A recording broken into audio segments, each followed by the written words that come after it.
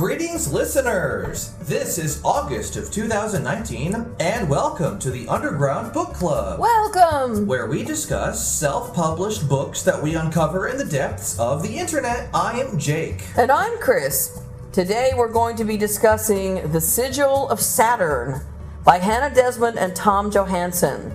Then the main book we'll analyze and sink our critical teeth into is Revenge. The Next, Book 1, by Mike Miracle, which is a great name. So, Chris, is there any news that we'd like to cover before we get started? All right, we had a discussion earlier this week, actually pertains to Revenge. Oh, yeah. And we use Smashwords to get our free books from because it's easy peasy. You find a book and it says PDF, and boom, you click on it, and boom, there's a book. And they're free. Yeah, it's great. Okay, so I think sometimes the people who are offering their works for free are using this as sort of an online enormous writers group. Oh, you think so? Really? Well, it seems like they put works on that aren't really finished. Oh, yeah. And they say, would love to hear what you think about this. And they kind of solicit response from people. And almost at commentary. First, I was like, don't use it. I was like, don't use Smashwords as your writers group. Have your writing done before you publish it online. But then I got to thinking about it, and you know what?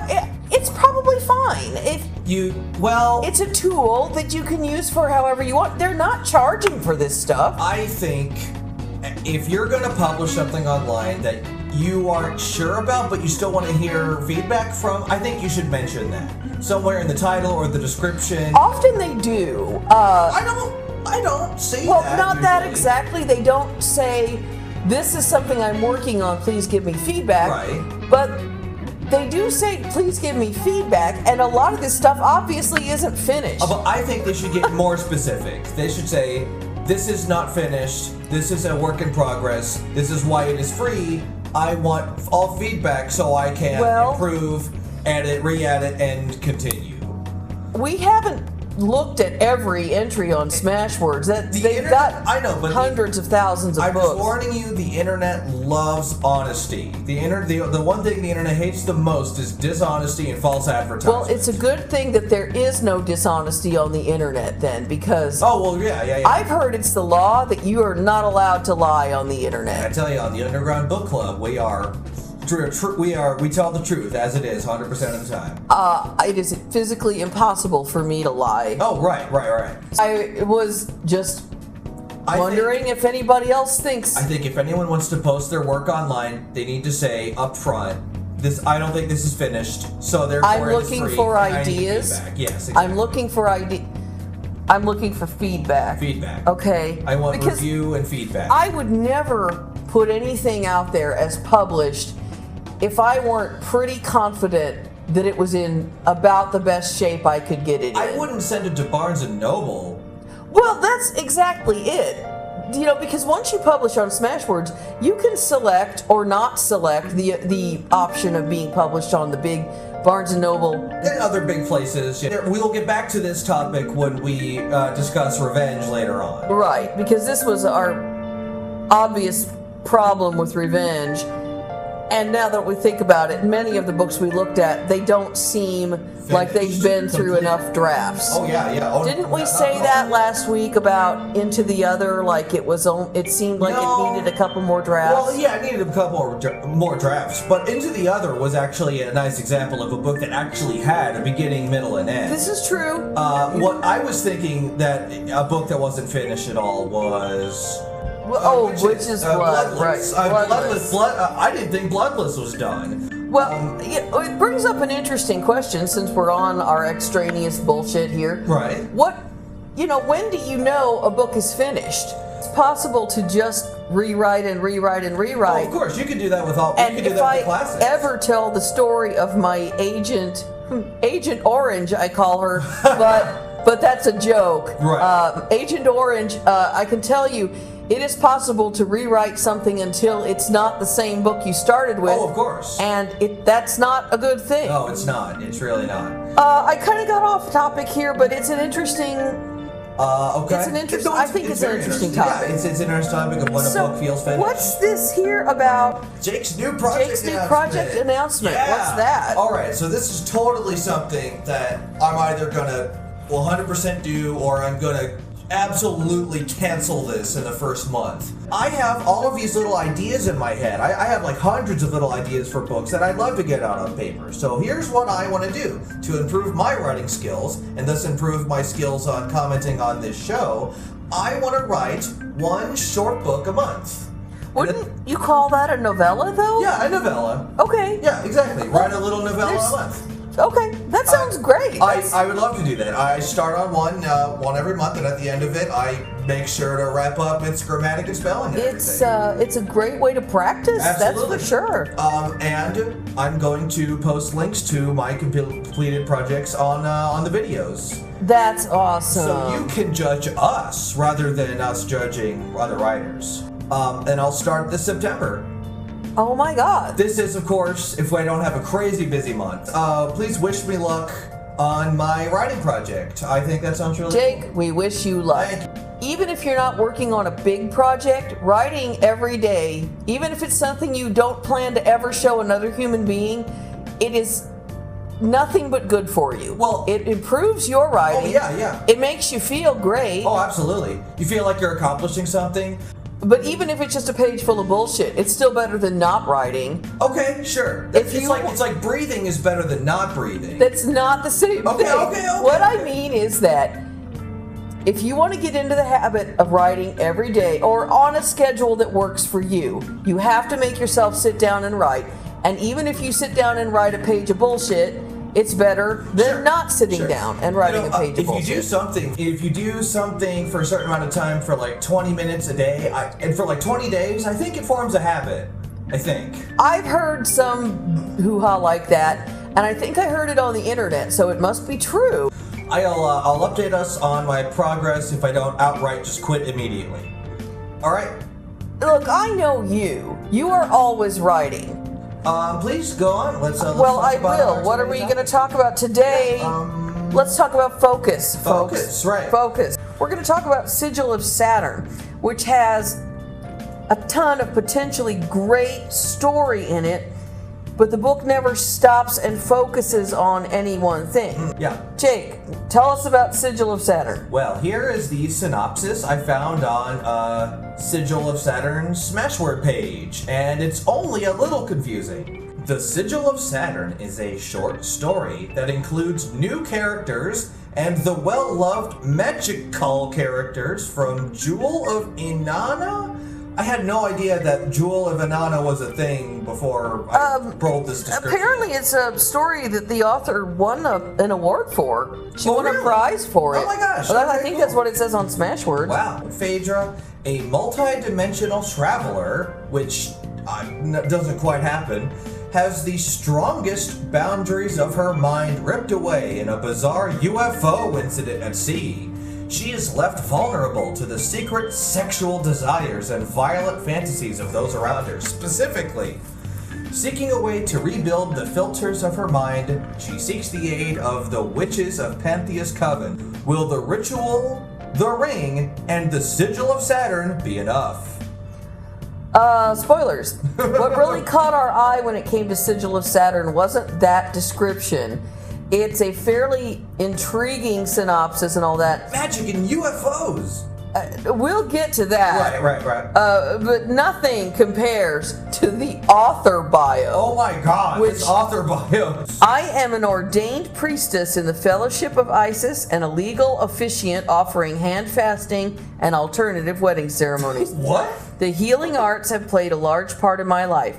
I am a Gestalt therapist, a Reiki master teacher, a hypnotherapist, a retired massage therapist. Holy crap! In my writing, I draw from my years in the French Quarter, my metaphysical studies, knowledge of the healing arts, and ritual practices to create casts of characters who are powerful as well as vulnerable, authentic rituals, cosmic adventures, and journeys to other realms. Holy crap. And then this is written in collaboration with Tom Johansson, her partner of many years. Tom is an accomplished musician, a retired, in quotes, rock star, a brilliant metaphysician, ritual master, and collage artist. Tom provides original song lyrics in the books we write and valuable insight and ideas for the many rituals and magic events throughout our books.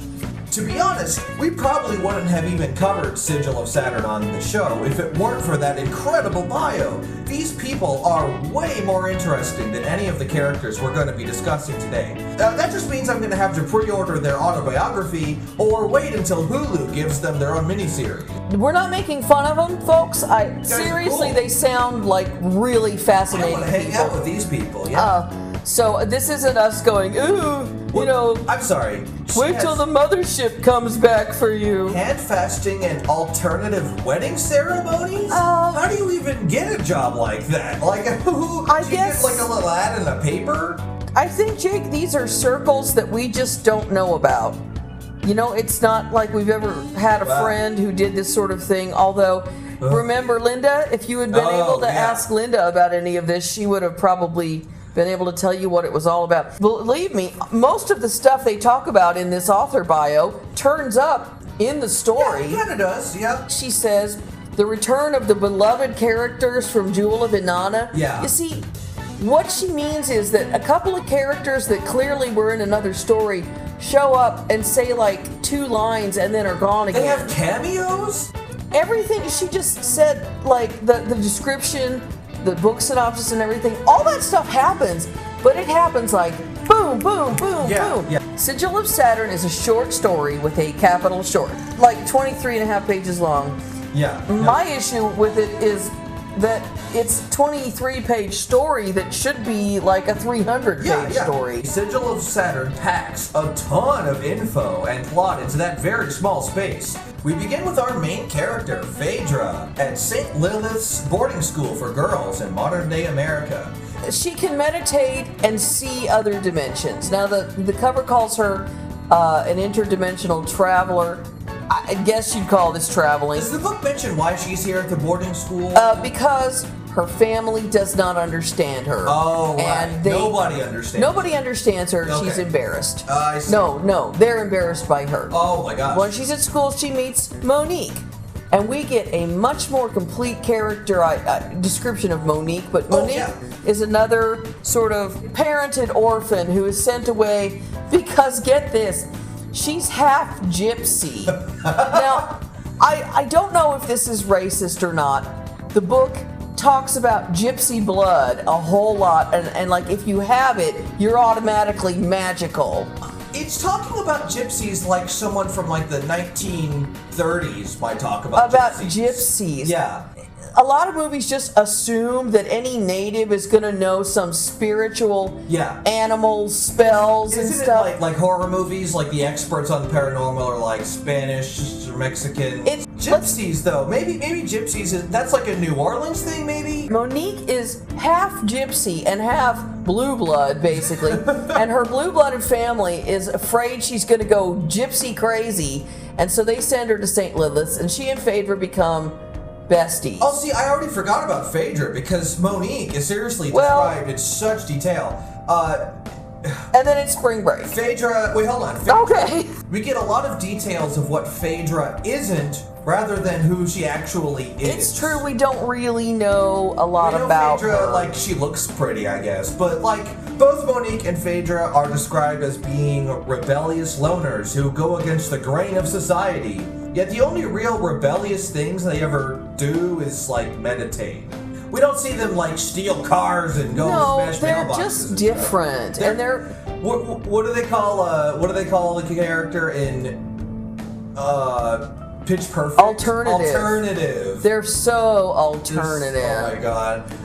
We start to get into the narrative where... Alright, boom! The book has already moved on to spring break where Monique and Phaedra hang out with some cute boys. Cute boys, alright. But then... Oh, yeah, what?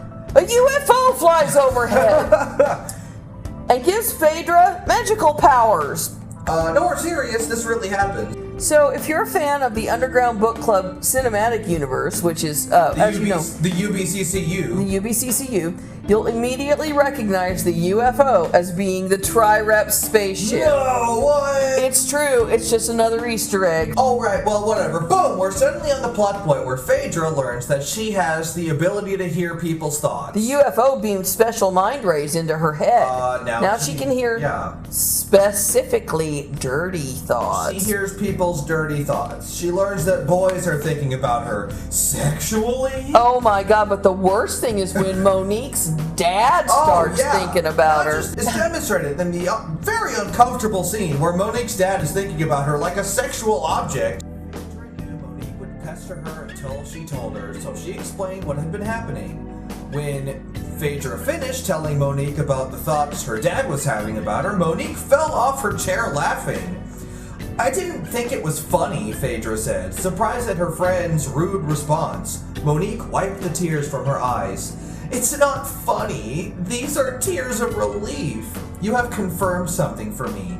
Dear Daddy may have given up his drug and alcohol addictions, but he gets his kicks now with young girls. I think this was a big part of why I was sent away to St. Lilith. Okay, stop. What?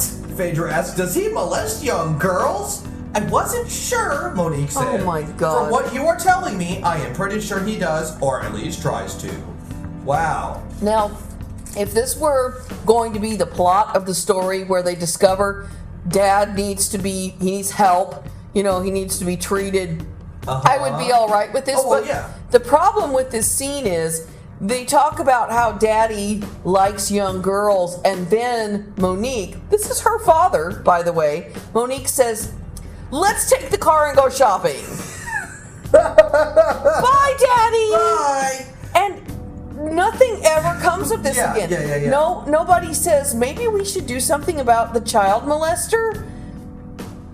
Look, as long as he doesn't bother us. If I were her, I would start wondering if I was the offspring of Aphrodite or something, and I would do some research. Or I would see hey, what was that UFO thing all about? But Chris, what would you do in this situation? I already said I'd go shopping. Shopping? Yeah, I'd go wandering around New Orleans forgetting about my supernatural powers and just go shopping with my bestie. Well, to be fair, we get a really captivating description of New Orleans. I have an example. I have an example of a part that I like. This lady describes New Orleans. So cool. She does. Listen to this. All right. Yeah. So the girls have been out all day in New Orleans. Their first afternoon in the quarter, the two girls explored the head shops and clothing boutiques lining the narrow streets. They tried on antique rings on Royal Street, appreciated the local art on the fence of Jackson Square, and flirted with a cute young artist. As the moon rose, they headed for Bourbon Street, grossed out by the strip clubs, glimpses of drooling men, and down on their luck young women gyrating on poles. Monique and Phaedra looked for something more appealing. On the corner of Rue Bourbon and Rue Bienville, they found the old Absinthe House. The green shutters were tied back, and the doors of the old bar were thrown open. Phaedra and Monique knew an invitation when they saw it and sauntered in, trying to look as cool and grown up as possible. Isn't that really nice? Neat. Yeah. Doesn't that just kind of give you an image of two young women, kicking back in the crazy world of New Orleans? It's a great setting. Hannah evokes this place. Oh, she knows New Orleans. Yeah, she knows it. So they go to a concert. Phaedra hears some rapey guy thinking about her, and they flee from this area. And Monique's like, "Oh golly, Phaedra, you got a problem. What can we do?" So Phaedra says, I have to take steps. I have to do something. We are in the French Quarter. Surely there is a voodoo mambo, a witch or shaman who could help me. A smile spread across Monique's full lips and her eyes lit up. My mother is from a long line of gypsy fortune tellers. If we can find her, she may be able to help. What? Monique's mom? Right. Last we heard, Monique thought her mother was dead. Monique has a long-lost mother somewhere in New Orleans, and Monique thought her mother was dead, but, well, I guess maybe she's not. And maybe she's a gypsy, and maybe she has magical powers. New Orleans, boom, new plot point. Now the real plot begins. The two friends have to look all over New Orleans, which has a population of over 1 million on days that aren't taking place during spring break, to find one mysterious woman. Not only for a chance to reunite Monique with her mother, but to find someone who might be able to help Phaedra, because Monique's mom is a gypsy, you see. Well, and all gypsies have magical powers. So, with what little information they possess, they have to find a single gypsy in New Orleans on spring break. Wow! That sounds like a cool plot. We finally got to the meat of the story. Yeah, now Phaedra, she has to use the very mind-reading power that she hates in order to have a chance at finding... Wait. No, they just look up Monique's mom in the phone book. Oh. Turns out, Monique's mom may have a stripper name. Oh, what? And it's listed in the gypsy section of the Yellow Pages.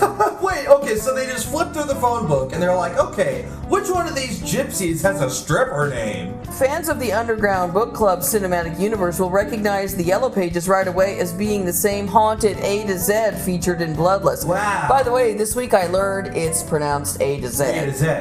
That all sounds like fun and whatever, but what happened to the shopping? Okay, alright. So they find Monique's mom. Oh, yes, they do. But here's how they do it. Yeah. It's not the Yellow Pages. See, that would be different if you could look it up under gypsies, voodoo gypsies. No. Remember, Phaedra goes to the White Pages. Oh. She says, what do you think your mom's name was? And Monique says, I don't remember. I think it started with a D because I found a sweater behind the washing machine that had initials on it, LD. So kids, go to the New Orleans phone book, if there is such a thing anymore. Yeah. And look up all the names that are initialed LD, find the one that sounds like a stripper name, and that's how you find Monique's mom. Do you know how long it takes them to find Monique's mom? How like long? a minute and a half. Right, okay. And like they land on a name and they go there and boom, it's Monique's. They make one call and it's like, oh, yes, I'm Monique's mother. Oh my goodness! It is truly. This is a supernatural event. Wow. Monique's mom has a brief, happy chat with the two, and then her mom gathers all the powerful gypsies in town, which I guess those are the cameos. They gather all the powerful gypsies in town to do an elaborate ritual and expunge Phaedra's mind-reading powers.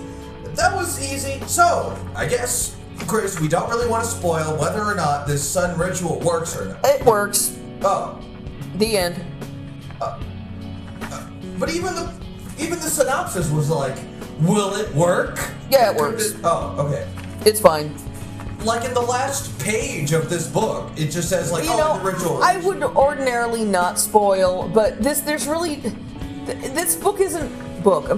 short story is not set up like it's something you could spoil. Yeah. So there's no tension here. This episode's main theme is on focus, and wow, we have a book that is just. Well, to quote your actual review that you left on the book's Smashwords page, the story is extremely compacted, one event bouncing off the next, as if we're hearing a jittery friend tell us about this weird movie she saw last night and only hitting the high points. Slow down there, Miss Desmond. We'd like to hear more, because... This book has like 6 interesting ideas for stories.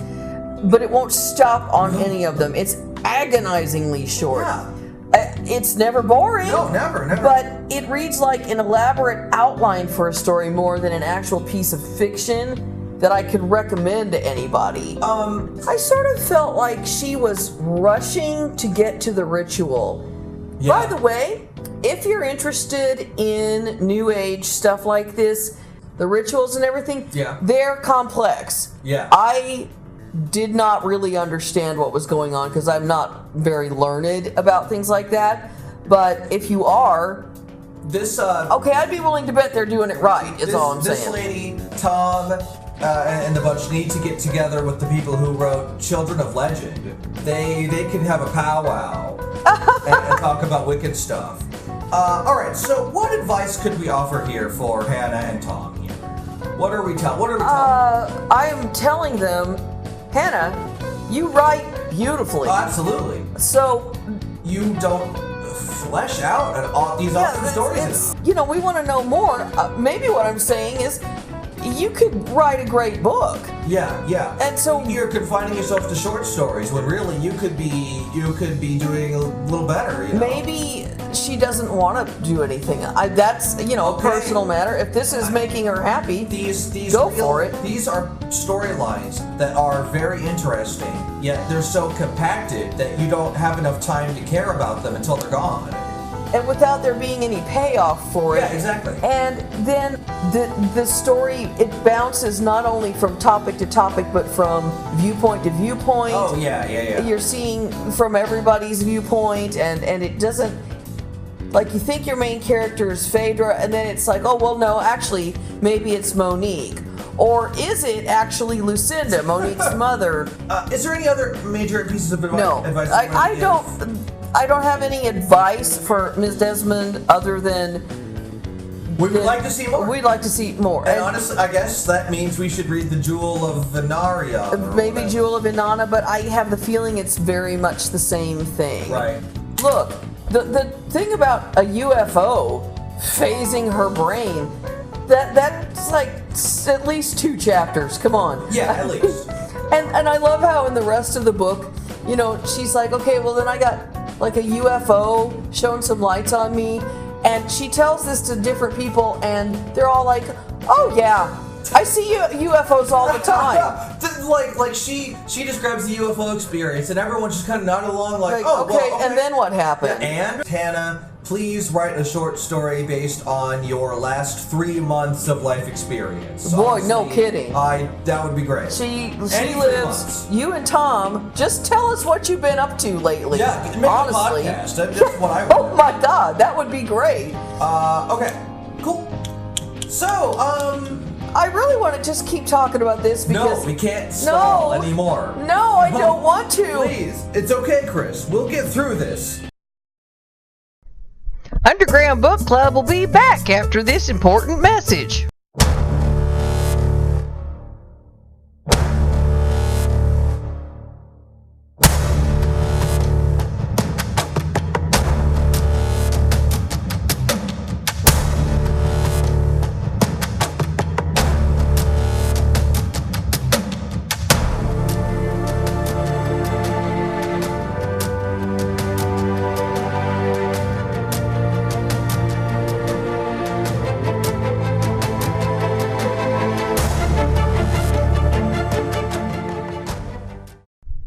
We now return to Underground Book Club. Mike Miracle, real name? I don't know. Yeah. He's writing a series of books called The Next. The Next. Okay, and this is... And this is the first one, Revenge. Of The Next. And it's... I think, didn't I say this already? It's so frustrating. It's the most frustrating reading experience we've encountered so far. Mike Miracle certainly has a lot of writing potential, but he... Does he? How can we tell? He needs a good push in the right direction with some focus. Well, focus would be good. You can tell that Mike Miracle is an interesting fellow by his author bio, which is already, like, the first sentence is just like, huh? Mike Miracle is the caretaker of many different monsters. Really, is he now? Does he, like, have a kangaroo or something? No, he says, some real, some not. He is an author, college professor, beekeeper, computer programmer, and small business owner. Mike lives in mid-Missouri with his wife and 2 kids. We're close to this dude. Yep. And I have, and he says, and he includes in his biography, yes, I have a minivan, but I also own a monster truck. I like an author bio that has a sense of humor. Okay. I tried it. Publishers don't like it. They don't want you to try to be jokey. Yeah, well, publishers can just bite me. Yeah, publishers can bite me too, but I always appreciate an author who makes a little crack about themselves. Right. So that was good. Mike, I like your author bio. I like it too. It's not as strange and controversial as The Devil's Spinner. No. Definitely readable as opposed to something like Beyond Seduction, Deceit, Betrayal. Tri-Rep has the most baffling moments we've seen, but Revenge is an incomplete package of baffling decisions on the part of the author. Yeah. Incomplete. This is why earlier we were talking about whether or not Smashwords is used for rough drafts, because this book is definitely in rough draft condition. It doesn't really have a concise... It has a concise beginning, I will say, but it doesn't really have a middle or end. It technically does have an end, but not really like an I'm not end. sure this book even knows what its own plot is. Well, because it tries on 3 or 4. Okay, there is a plot synopsis.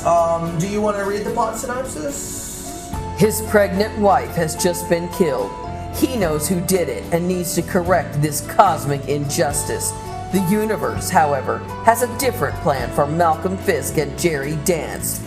On a bitterly cold night, their confrontation will require both men to accept a new reality. Both men will have to make a choice. Go back, move on, or let chance decide. In the next, everybody gets a choice. I wish I read that synopsis before we started reading. If I had known that this was about a universe and a choice kind of thing, I wouldn't have been so disappointed, because I actually quite enjoy the first couple of chapters of this book. Enjoy being like, I enjoy watching The Room. Okay, Enjoy. so I'm not like sitting here going, oh yeah, these are top-notch chapters. It starts with Malcolm Fisk is going to kill his friend, his business partner. Alright, so Jerry Dance, and by the way, you have to call him Jerry Dance. You have to, With a name like Jerry Dance, you cannot just call him Jerry. Jerry Dance had an affair with Malcolm's wife. Ooh. And impregnated her, Oh. and when she wouldn't have an abortion, he murdered her. Oh. It was homicide by... Vehicular homicide. Vehicular homicide. And we see Malcolm's intense emotions, his conflict. Should I kill? Am I ready to kill? And it's all staged in a snowy, isolated countryside. I think it's cool. Mike Miracle, the author himself, is a bit of a gun nut when it comes to describing every little action related to the gun. This guy knows guns. Yeah, but maybe this is all just Malcolm himself coming to terms with the fact that he's really about to kill someone with a gun. Reminds me of when they let Steven Seagal start ad-libbing about guns in his movies. Oh, let me tell you about my God. I got so many guns. Look at him. Alright, so he gets a gun from Bill. You want to tell us about Bill? There's a whole scene where Malcolm gets his gun. But wait a second. If this is the titular revenge, and the book is opening with this, then why do we have so much of the book left to go? Is the story going to be about a chase? A John Wick style thriller? No. No. No, it's not. Okay, no, right. Malcolm shoots Jerry Dance. Mm-hmm. And then Malcolm's gun... Like Jerry Dance gets out of his car and is like, I'm just walking around outside. Yeah, he stands out in plain sight for, a good 20 minutes while Malcolm futzes around with his gun. Yeah. He can't figure out how to use it at first. You'd think he might have gone someplace to practice, but no. He's been drunk and sad because his wife is dead. Anyway. Oh, get over it. Yeah, come on, dude. He shoots Jerry like 80 times and hits him a couple of times. And then the gun, oh my God, and the detail on this is like Tom Clancy describing a submarine. Yeah, it's like him. How his gun manages to blow up in his face. The point is that Malcolm shoots Jerry, but then Malcolm's gun blows up in his own hands and kills him too. So it's like 360 pages long. Yeah, but all you need to say is that both Jerry Dance and Malcolm die on the same night at the same time. I'm okay with the misfire. The misfire. It's fine. But like not like Tom Clancy describing a bomb kind. Actually, with a little bit of flair, that I'm okay with that. Okay. It's like I have said already, the book needs a lot of work. But these are its strongest chapters. Details about the gun and telling us what happened to make it fire or make it explode. That is interesting. It needs to be edited up and cleaned up. Okay, so they're both dead. They're both dead. All right. Then they go to the afterlife. They go to the next. The next, which is a version of the afterlife. In the next, Chris what exactly are the rules of the next? What would you see if you went to the next? Folks, we're really unclear on the rules of the next, but here's what we think is going on. You go into everyone who dies goes into this white, empty, open space. They're like, it's an ethereal interview room. It's in an interview room, and actually somebody from Human Resources in the next comes in to talk to you. You are assigned your own case manager. You're restrained in a chair. No. Now hang on. You're not restrained unless you get angry. Oh my god. All right, now I'm gonna explain all of this, but it's gonna take a second. Okay. All right, so just let me explain. Oh, of course, go on. You get your own guide to the next. Now here's the big old Morpheus in the Matrix choice you have. You push the red button, you go back to your life. You push the blue button, you move on to the next life. You push the button in the middle, it's like the purple choice. It's the purple choice. It's random. It's like it either sends you on or sends you back, and you don't know. So the first thing that kind of freaks you out in reading this is you're like, wait, everybody who dies gets a choice? Everybody. Because the story would imply that like half of us have near-death experiences. Yeah. And these guys don't have just like near-death experiences like they're nearly hit by a bus. They are shot. They die. And then die. They die. So automatically it's very confusing. And I think what Mike Miracle is saying is that if you die an unnatural death, you get this. Like if you die of cancer or something, then you just kind of float on to the afterlife.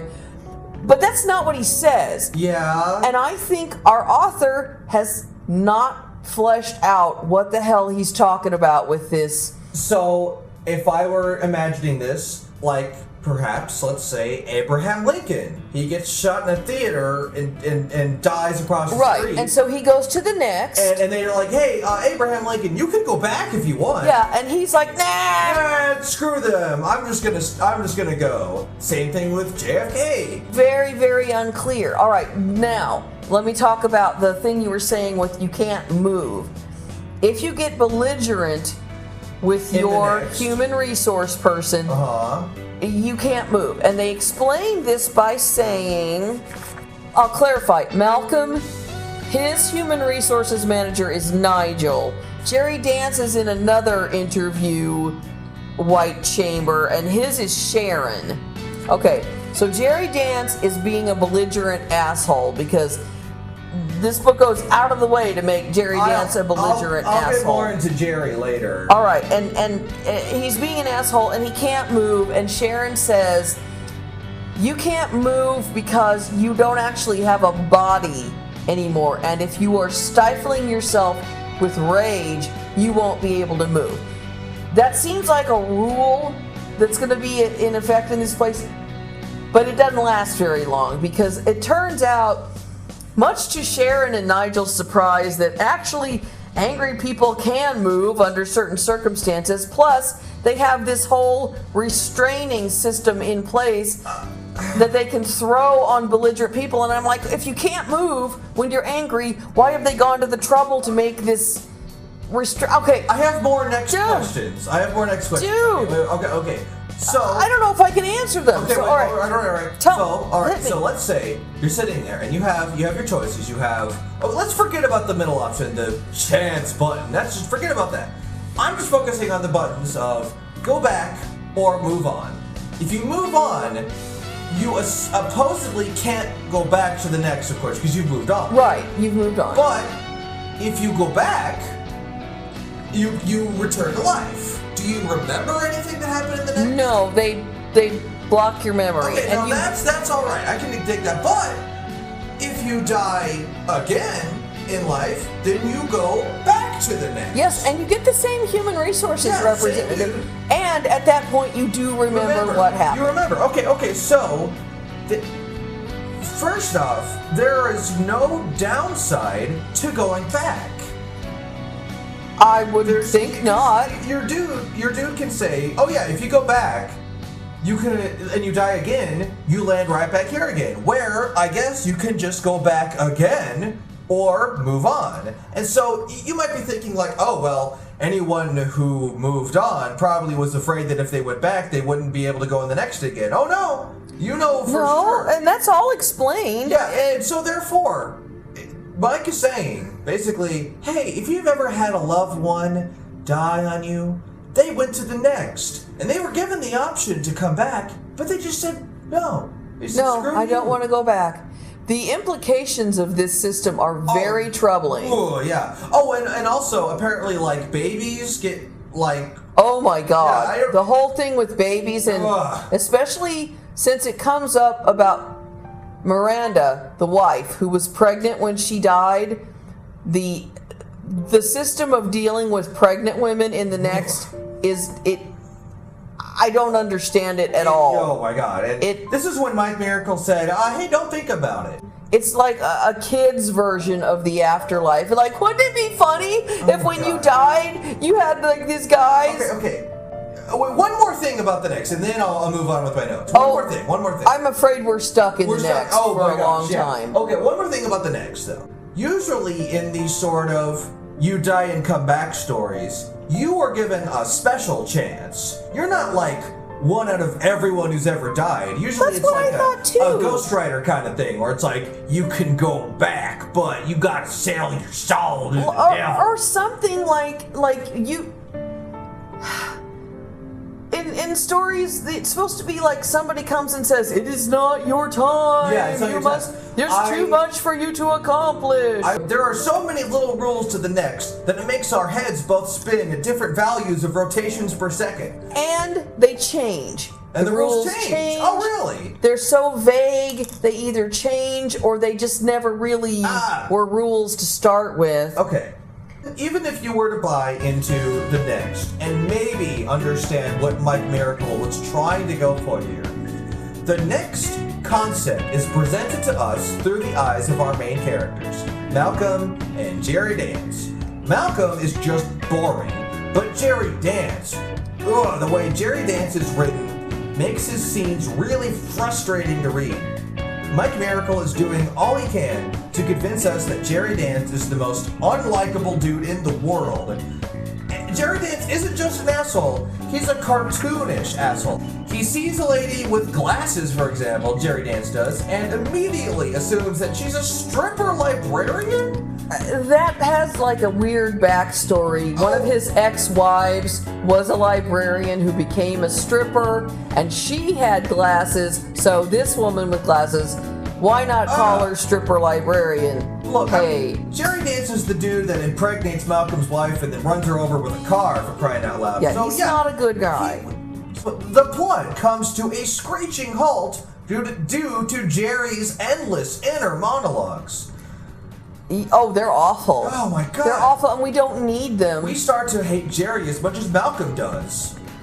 Yeah, but I kind of hate Malcolm too. I just really hate everybody in this. The huge chunk of this book is dedicated to this part of the book where both Malcolm and Jerry are explained how the next works, and they are about as confused as we are. Well, they ask dumb questions. Jerry never gets it. No, he just sits here the whole time going, "I want my lawyer. I want the lawyer. What are you talking about? Get about? my lawyer on the phone. Get my freaking lawyer. You can't charge me with anything." And then Malcolm, he's more like, "Oh, I'm dead. Oh, dang. Oh, my wife. Oh, I miss." Okay. Good. The idea is here that an afterlife story that would be kind of interesting, it needs to have a lot more of a dark, humorous edge to it. Yeah. You die, you go to this strange official place where they say, you can go back or not, and then this crazy switcheroo happens. Oh, we're not there yet. No, aren't we? Well, eventually in the next, something actually does happen. Malcolm presses both. I don't even know why he does this. Malcolm presses both the move on and the go back to Earth buttons at the same time. It's like if Neo in the Matrix took both the red pill and the blue pill at the same time and swallowed them down. Apparently, this phenomenon somehow causes Jerry Dance and Malcolm to both return to Earth, except now their bodies have switched. And this revelation twist is really obvious to Chris and I, but it's not so obvious to the actual characters. Oh my god, the book just farts around forever. Acting like we don't know that they've switched bodies. None of them have access to a mirror, and none of them can recognize their voice. I knew before it happened that they were going to switch bodies, but... If I looked down all of a sudden and I gained like 80 pounds, I would notice. I mean, they're both slipping in and out of consciousness, so for a minute it kind of makes sense. They're loaded into ambulances, because remember, they've both been seriously wounded. Right. They go to the hospital... And then it starts to get annoying when the book acts like we don't know. Oh, we don't know the twist? That they've switched bodies. But at that point, their story, if it's going on, nothing else happens. Oh, yeah. But here, like, all right. Go to that. All right.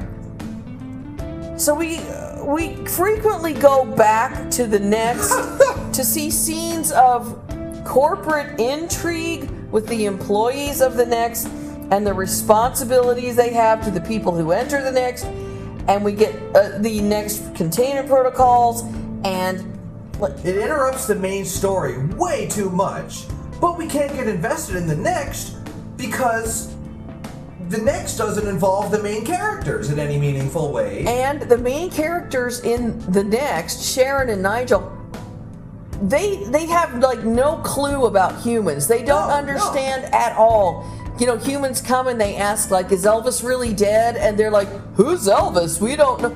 So they act like they don't know anything about Earth. Yeah. The whole revenge thing, that's gone, by the way. Like, there's no more revenge anymore, really. But now, back on Earth, we start flashing back to these scenes that happened a week before. Oh, yeah, it's all told out of order. Miranda's brother, who hired a detective, who happens to be the father of the guy who sold Malcolm the gun. What? No, like everybody in this story knows everybody like 3 times over. I believe that Mike Miracle thought that he had such a radical, religion-forming idea of what the afterlife could be like that he figured the next would be so interesting that it would carry the entire book. I have a theory about this book. Yeah? It's that Mr. Miracle wrote it, and he went straight through, and things changed as he was writing it. He started realizing things like, oh no, this doesn't make sense. So he'd write around it, and he'd never go back and change anything in the beginning. Oh my God. Which is why, for example, we find out 3/4 of the way through the book that Jerry Dance and Malcolm were brother-in-laws. And like in that the would be nice to know earlier. First chapter, when he's going to kill him, he says Jerry Dance is his friend and business partner. Never brother-in-law. But never mentioned brother-in-law. Well, they are brother-in-laws, but I think Mr. Miracle only thought of that later. You're saying Mike Miracle here, he wrote the book, and like it was just kind of stream of consciousness, and he never really went back and changed what he had already written? I'm saying this is a rough draft. This is maybe a first draft. No, I would say maybe second draft. Well, it sure smells like a first draft to me. No, I mean, he went through spelling and grammar check, I think. Well, that's true. And they're fine. You know what? Just grammatically speaking, he does all right. I mean, he really... Well, there was a few typos, but who doesn't have typos? I mean, Sure as hell not me. All right, so it fumbles around with like, oh, that would be cool. Oh, this would be cool. And Mr. Miracle, should you ever hear this, my first drafts look awful. My first drafts are a mess. That's why I don't like show anybody my book. I don't even show my personal readers my books until I'm like 3 or 4 drafts down the road. But maybe some people use smash words, throw it out there, see how they act, and then make the sequel incorporate changes. Because that's a strange way to go about it's really odd. But maybe times are changing. Okay, I don't. All right, whatever works for you, I guess. Third act climax comes out of nowhere and hardly resolves a thing. It's really weird with a better focus. He needed to focus on either one of two things. He needed to either focus on the next and make it about the next and about its corporate, or he needed to focus on Malcolm and Jerry Dance. It doesn't mean that you can't include both aspects, though. But you have to relate them to each other somehow. Yeah. It can't be two such wildly separate stories. And interrupting each other. The thing I said about drafts, I only said that because I honestly do understand the first time you write out a book, it may not be in real great shape. There's all kinds of things you have to fix. That's all I meant. It's like, I understand it. I'm just not sure why you then put it online for everybody to look at. You would think like the story of Michael and Jerry Dance would follow to the story of Nigel and whoever. Well, it's a possibility. It could happen in a further draft down the road. Or in some of the next books, I guess. There's so much that could be done with these ideas. Yeah. What got published isn't it. This is rough draft bullshit. Yeah, very, very much so. I mean, no offense, but this is very rough, and it's not. Characters come and go, like Bill. The out of orderness. It's told like a Tarantino film. If it was like an alien who watched nothing but Tarantino movies. Well, now see, I don't think that's a fair comparison, because I think Tarantino is very meticulous about the order of his movies. That's why I said aliens who've only seen Tarantino movies. Telling stories out of order is not off the table. It's a fun gimmick. Maybe calling it a gimmick is even a little insulting. It's a great way to tell a story if you've got a handle on it. Yeah. But this is told out of order because it's being told just as Mike Miracle thinks of it. We're not supposed to be like picking on the author. I know, and I feel like I'm picking on him. All we're doing is we're just saying, Mr. Miracle, this is definitely how you can improve in the future. Just write out what you did at the beginning and say like the story synopsis. His pregnant wife has just been killed. I think you need to do that just for the whole book. It's just like then later on in the book, Malcolm and Jerry have figured out they've switched bodies, and therefore the two of them meet back up and shake on it and open up a bakery. Something. Then, in a horrible fire, they both go back to the next. Both have learned and moved on from their flaws, and they are ready to move on. The thing that you're demonstrating here is that anything could happen with these plots, because we don't. It's so vague. It's vague, and then the plot just stops. There's a sequel. There's a sequel. There's 2 more of these books. They're already online. Yeah. And I don't think they relate back to Jerry Dance and. I have no idea. I don't know. Yeah. I think that's about the next. We do get a sneak peek of book 2 in book 1. Honest to God, it's the strangest sneak peek I've ever seen. Did you bring the sneak peek with you? I did not bring it. I'm sorry. It's okay. Well, it's not interesting enough to. Basically, the summary of the sneak peek: this old dude wakes up and he's like, it's the 4th of July, and he's like this retired cop, and he's like, I should get another dog. And that's it. That's the sneak peek. Right. If we were to really dig into his book, what could we say to really help him out? Because I would say he should figure out what kind of story he really wants to tell and make a big outline for that story so he can have a far more fleshed out second and third act. So he can make his first act really set up the things that are going to happen later in the book. Is there anything you would want to? I do have like 2 things to say. Yeah, please, go ahead. Yes, decide what book you want to write. Yes. And if you're going to develop a afterlife method of dealing with things, make sure you understand what the rules are and that they make sense. And you need to run this by friends and family. Of course. And ask them, what are the holes in this theory? I don't even need that far away of an example here. If you say something like, hey, everyone who's ever died gets a chance to go back. Like, you can say that, but then you can ask hundreds of questions. And if you have to backpedal and explain away every single one of those, brain shattering. The reason, like Nigel says, people go on Malcolm says, why? Why? What's there? What's in the next? Yeah, what happens that makes them want to go on? And Nigel's like, oh, I don't know. We don't have any idea. We don't know how you got here. We don't know where you're going. And you have to, in your own book, explain and defend yourself. Just seriously, dude. Or humor. Humor can solve this. Nigel says, yeah, everybody has a choice. And Malcolm says, well, how come so few people come back?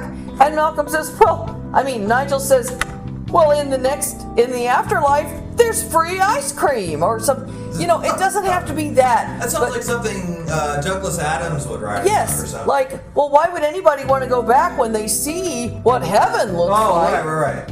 And plus, people in heaven assume, like, oh, well, my loved ones, they're only going to be around for, like, at the very most, like, 80 more years. Yeah, I mean... To us, that's nothing. That's nothing. They'll come join us in heaven. It's all going to be great. Split, yeah. Yeah, Nigel has got to be able to say, like, heaven is awesome. Here's a picture. Right. And then people like, dang, let me hit that red button. Or blue button. Or hell, in this case, save yourself a lot of trouble and just say, like, hey, by the way, it's Freaky Friday. All of a sudden, Malcolm and Jared Dance have switched bodies and they're both alive. Oh, that's all you have to do. That solves. Well, that's not all you have to do. Yes, it is. No, for real. Usually in stories, you can get away with one strong original premise. You're right. You can get away with something as long as you follow your rules. I thought we were sticking with the rules of the next, and that everybody switches bodies. And usually in fiction, all you got to do is say, oh, in this universe, these two guys switched bodies one day. And every reader in the whole world who isn't a total douche is going to be like, oh, yeah, that makes sense, sure. Yes, all right. You're right. I personally can go with a plot that's completely ridiculous if I like the characters. It's okay to have a story that you could poke some holes in too. Yeah. If your characters are interesting, can you picture Mike Miracle or somebody like him? They get a book written down. Yeah. They get, like this. It's 40,000 words and it qualifies in some strange way as a book. Sure. And they're like, hot damn, I wrote a book. I'm going to put it on Smashwords. And this is like the extent of their ambition. Okay. Like, they don't care if it's not. It's the fact that they just got 40,000 words on paper. It's the fact that you technically have stopped a story and you figure, I'm going to put it out there. You think like they're very proud of themselves. That they managed to do it. And it's online and who cares what anyone says. If that's the case, then we're maybe...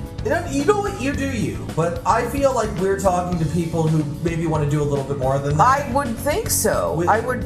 You know what, if you're proud of the fact that you can just sit down and write all these words, then yeah, absolutely, that's great. I mean, if you're happy, man, you don't need us at all. But if you want to be like, I want to be a serious writer, then maybe don't just throw out your first draft for free on Smashwords. The book Revenge and the idea of the next are potentially stories. They really are. They're not in story form yet. I think Mike Miracle, he reads his book and he comprehends it very well because of course he wrote it. Of course he comprehends it. He knows all the details. Yeah, in his head he's filling in all the blanks. So take this as the best lesson you will ever hear from the Underground Book Club. Get at least one test reader to read your book out loud. That person won't know all the details that you have in your head, and they'll have tons of questions that we have. If you're looking for a friend who will rip your book apart, call us. We can give you a number. 1-800... 1-800-ASK-NICK. All right. Anybody can become a good writer with practice. I'm thinking that from this book, Revenge, we can't tell if he's a good writer or not. Yeah, but I also think that this book may have been a good learning experience for him. Maybe of course it was. He wrote a rough draft. I'm willing to bet that his sequels are probably better than this one. It is almost a sure thing that they are. Right. I mean, just because he's had the practice, that's great. They're going to be a bit better. Next week, we are going to be discussing a book named Swords and Sorcery. That's true. That's actually the name of the book. But it's a lot more mundane than you might imagine. And then we'll dive into a book that will warrant a ton of discussion. The next great American novel, what's it called again? Duplicity. Duplicity, right. We can't wait to talk about Duplicity because it is exactly the sort of work that I was imagining covering when we started this project. Yes. The book is so fun. It's so funny. I mean, just the whole freezer truck thing. I mean, wow. Are we going to do a prompt? Oh, yeah. Here's a suggestion. Yeah. You go to the next. You get to ask Nigel one question. What is it? Here's an example question. Why didn't Abraham Lincoln go back? I would really like to know that. And by the way, Nigel can answer that question. He totally can. It even says so. Can he? Yeah. He says I can answer that. I thought he said he couldn't answer that. We're clearly Whatever, quite confused. As of the date of this recording, we've not received a single comment on any of our videos. So if you comment, we will totally shout you out on the show. No matter what, you can write down a haiku about butts and we'll probably give you a shout out. Oh, great. That's our prompt for next week. Don't jump ahead. Crap!